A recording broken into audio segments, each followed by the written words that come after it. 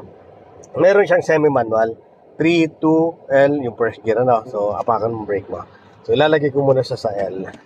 Itong L, sir, ay first gear yan. Sa manual transmission po kasi, kung anong bilis mo, yun ang gear mo. Once na nilagay mo to sa L, ito ay first gear. Ang takbo lang po niyan, 0 to 20. Basta kung ang takbo mo 0 to 20, yan lang po ang takbo mo. Yan lang po, nasa L lang po dapat yan. Ngayon, pag lumagpas mo siya ng 20, obligado ka nang ilipat siya sa 2. Gagano mo na siya. No, kasi ang second gear po, ang takbo po, 20 to 40. Yan ang kanyang takbo. No. So, ang 3 naman ay 40 to 60. Ganun po, ano? So, sa manual transmission, isa pa, ang first gear po, bago ka lumipat ng second gear, bago ka mag 2, imbes na 0 to 20, dahil sa pataas yan, at may bitin ka pa ng konti, lumagpas sa 20 dapat. At least mga 30, bago mo lagay sa 2. Para hindi ka mabitin. Kasi pag baguhan ka, bago mailipat yan dito, lalo kung may clutch, natigil pa ng konti. So, bababa yung takbo mo. No, 0 to 20. Yun ang first gear. Ano, pag medyo paahon, so, ilagay mo na sa 30 bago mo lagay sa second gear. Okay? Then, pag lumagpas ang 40, ilagay mo sa third gear. Tapos, pag okay na yung drive mo, D.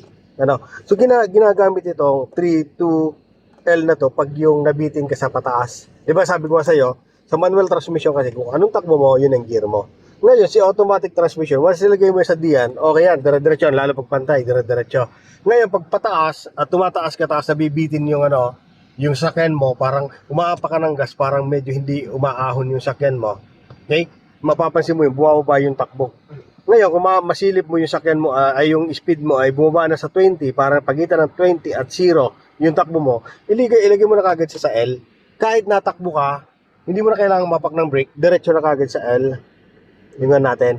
Okay? Halimbawa, nasa drive ka naman, natakbo ka, ngayon pataas. Ngayon nakakita mo, ang takbo mo 40. Ngayon napakan mo ang gas, bumababa ng bumaba sa 20, sa pagitan ng 20 at so pwede mo na kagad lagay sa second gear para umahon uli yan. Ngayon, pag umahon uli, nakalagpas ng 40, lagay mo uli sa 3. Ngayon, pag nakalagpas ng okay na, yung pantay na, lagay mo sa drive. Ganun po, ano. May iba na mga baguhan, minsan, from park yan, pagpunta dito sa drive, napupunta dito, sa 3. Ngayon, pag tumakbo yan, okay yan sa umpisa. Pag lumagpas ng 40, mag-iingay na yung makina. Okay, 60. Lalagpas ng mag-iingay kasi nangihingi siya ng gear. O, dapat lagay sa drive. Ano? So, ito, gagamitin mo lang ito, 2 at L, depende sa takbo mo.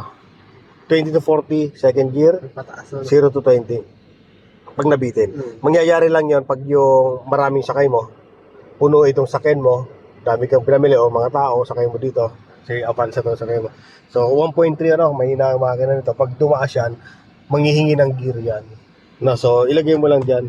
Ganun lang, Basta, alam mo lang yung takbo niya. 0 to 20, basta pumatak doon, ganun mo na kagad.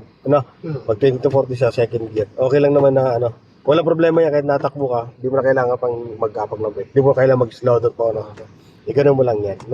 Ganun lang yan, Dito naman, neutral, reverse, park. Yan. Yung yan, Okay? So, yan, itatry natin yan pag may timat papataas.